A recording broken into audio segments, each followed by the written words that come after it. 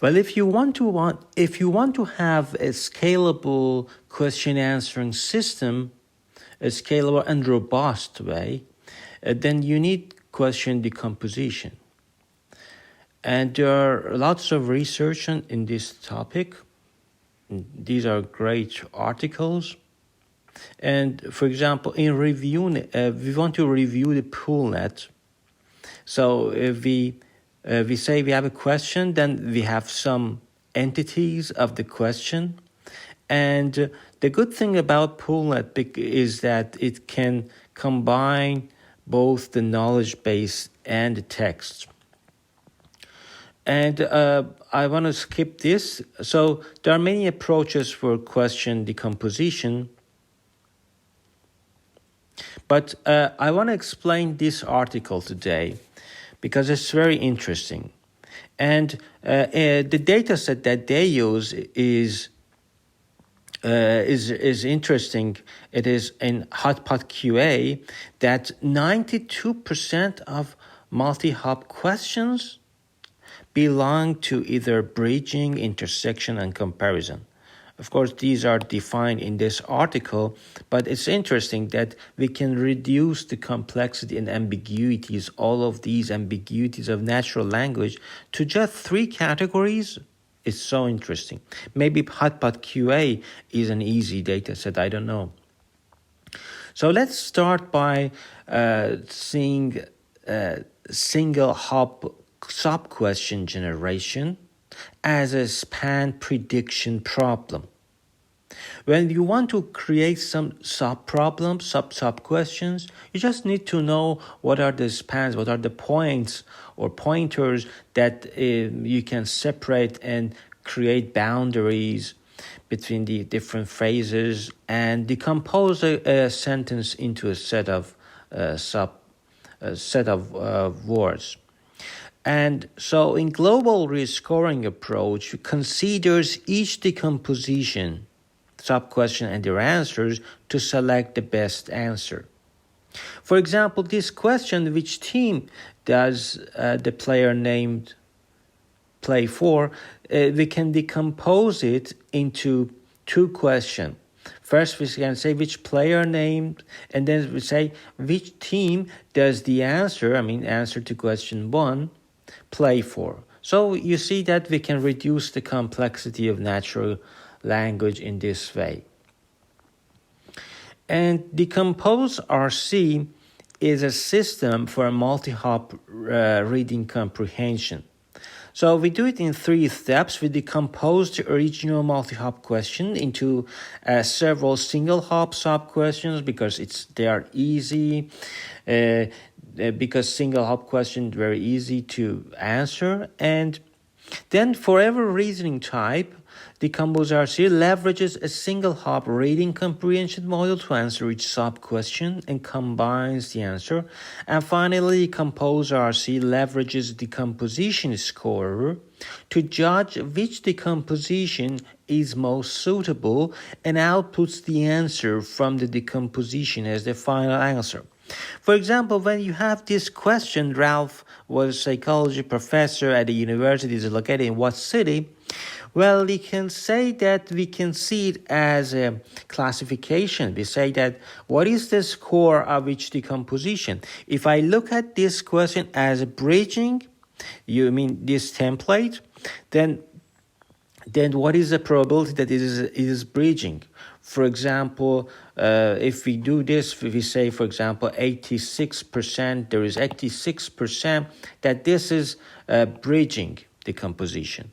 And because there are other decompositions, you can say that it is intersection category, it's comparison, or it's just original one. So there are four-way classifier. It's very easy to. We just need to understand how to create these spans, different sub-questions.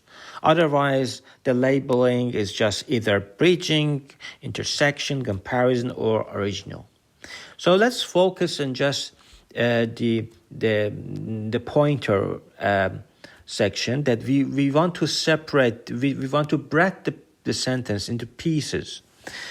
Which team does, then bracket, the player name for head classics, then bracket, and then play for. So I have separated into three phases, three parts. One part, two parts, three part. So we call it pointer 3. And so this is a bridging example. For intersection, the same thing. We always break the sentence into some pieces. And so this is the first part, this is the second part, and the third part. And this is the first part, 1, 2, 3, 4. So this is pointer 4 because I could separate it into 4 parts.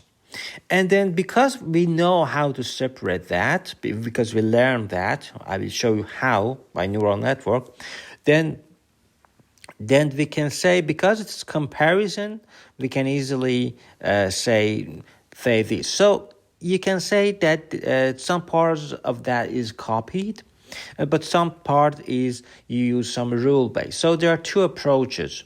You can use either rule base, which is very old, nobody recommends this anymore, but you can use sophisticated tools like CopyNet.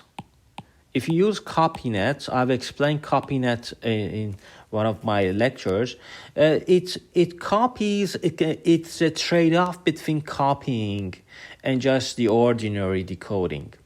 So in any sequence-to-sequence model, some of the words that are especially out of vocabulary or just getting repeated, they are copied, and some of the words are generated just like the normal language, probabilistic language model.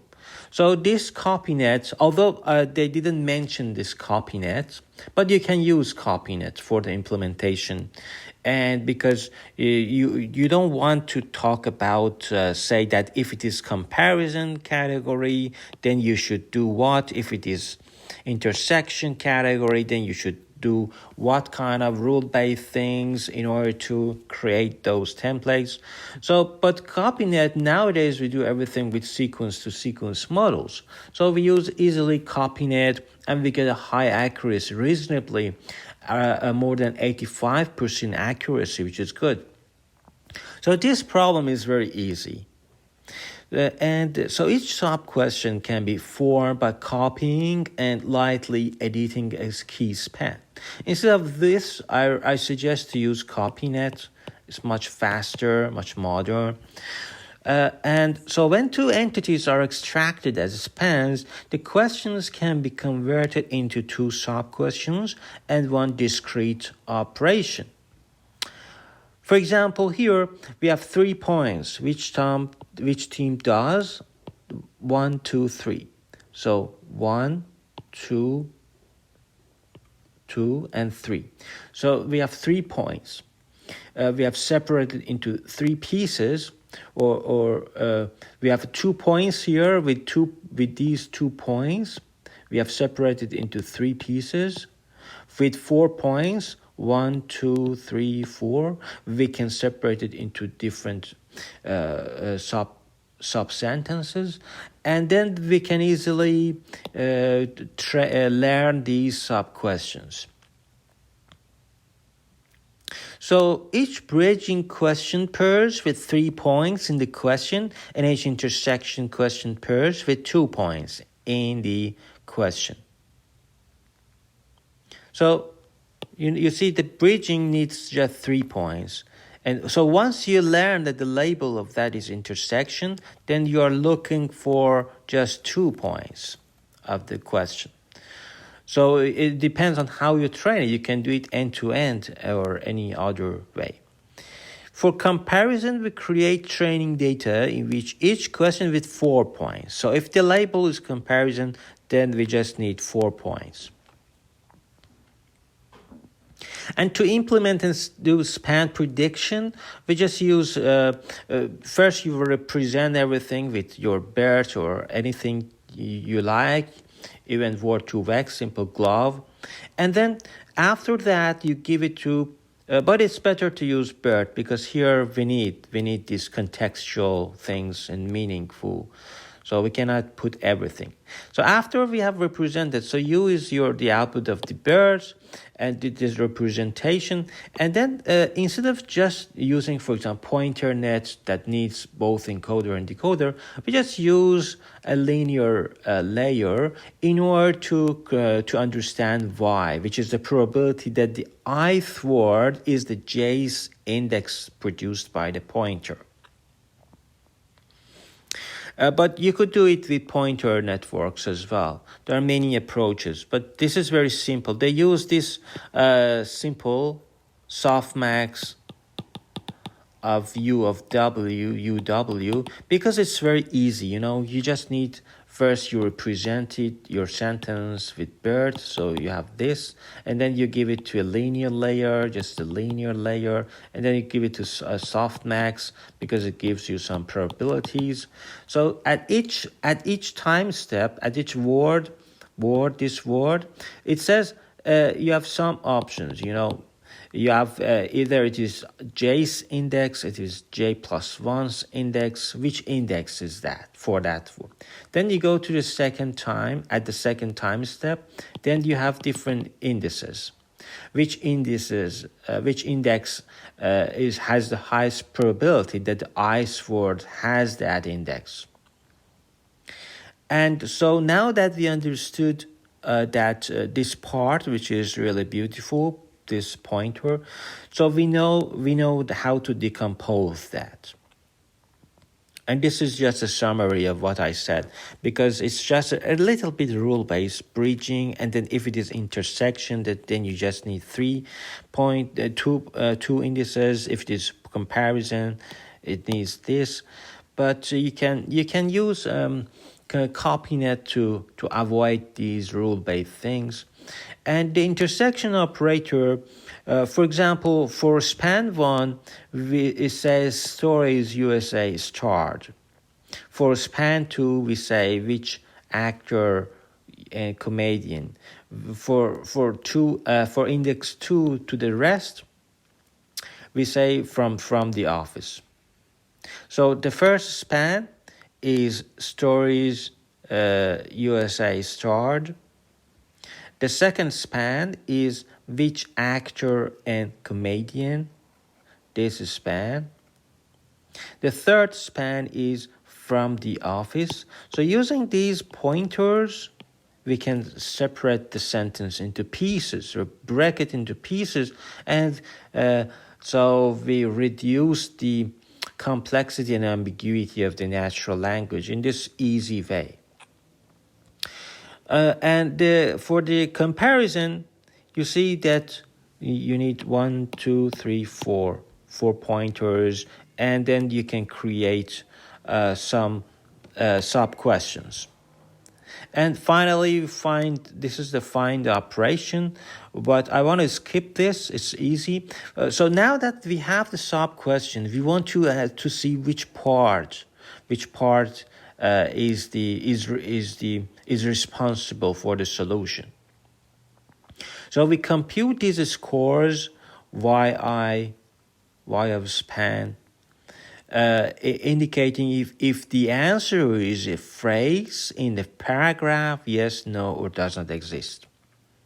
And you can use this softmax again. So this is the PI and PI of start and end. And so the decomposition scorer encodes this input using BERT to obtain U. The scorer PT is again. So the pipeline is like first we form a sequence of end words from the question and obtain S tilde. Then we compute 4-dimensional vector P of T. So each element of 4-dimensional vector indicates the reasoning type is bridging, intersection, and comparison, or original. So we have four categories. Bridging, intersection, comparison, and original. So it's just four-way classifier, four-dimensional vector. So what is the probability, for example, of breaching is 80%. Then this is what is the probability of second category, third, and fourth category. So you can understand that this is a simple classification problem. So once you know, once you have used the BERT, then we can tune these W parameters to understand what is the label. The label is the simplest thing, and that's it.